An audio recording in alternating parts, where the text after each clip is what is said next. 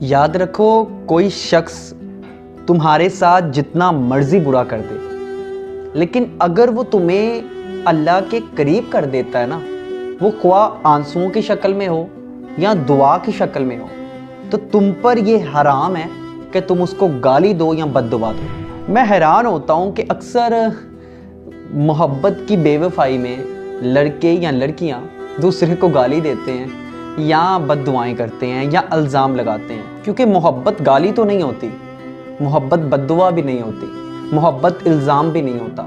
मोहब्बत तो बस मोहब्बत होती है। अगर तुम्हारी मोहब्बत ने तुम्हें मोहब्बत करना नहीं सिखाया तो यकीन मानो तुम सिर्फ खुद परस्ती में मुब्तला थे, मोहब्बत में नहीं। और बद्दुआएं देकर तुम कभी सुकून तो नहीं पा सकोगे।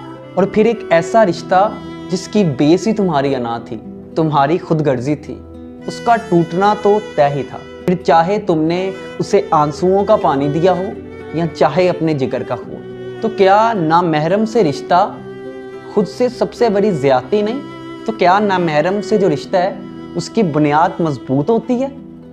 फिर चाहे तुमने उस रिश्ते के लिए कुछ भी किया हो, क्या तुमने अपने नफ्स के साथ ज़्यादती नहीं की? क्या तुमने अपनी जान पर जुल्म नहीं ढाया, वो काम करके जो हराम था?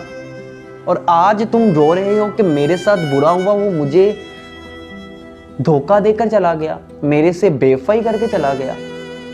तुमने अपने साथ वफा कब की थी? ये भी मैं आज बात बता दूं कि जब अल्लाह तुमसे राज़ी हो जाता है ना, तो वो दूसरों के राज तुम पर खोल देता है। और बजाय इस पर कि तुम अल्लाह का शुक्र अदा करो, तुम खुद पर जुल्म करने लग जाते हो, दूसरों के लिए बददुआएं करना शुरू कर देते हो, अल्लाह से शिकवे करना शुरू कर देते हो कि क्यों मुझे असलियत दिखाई उस बेवफा बंदे की। लेकिन जो हुआ सो हुआ। ज़िंदगी में अब थोड़ा आगे बढ़ो, जिन लोगों ने ज़्यादतियाँ की उन्हें माफ़ कर दो, फिर देखो अल्लाह तुम्हें कैसे सुकून देता है। और माना कि माफ़ करना मुश्किल होता है, लेकिन तुम्हें क्या लगता है इसका इनाम छोटा है?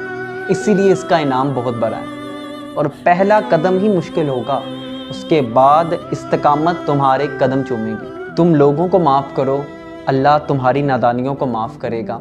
और अपने वजूद को इतना बड़ा बनाओ कि दूसरों को कह सको कि मुझे नम आँखों का तोहफ़ा देकर जाने वालों, खुदा तुम्हारी मुस्कुराहट सलामत रखे।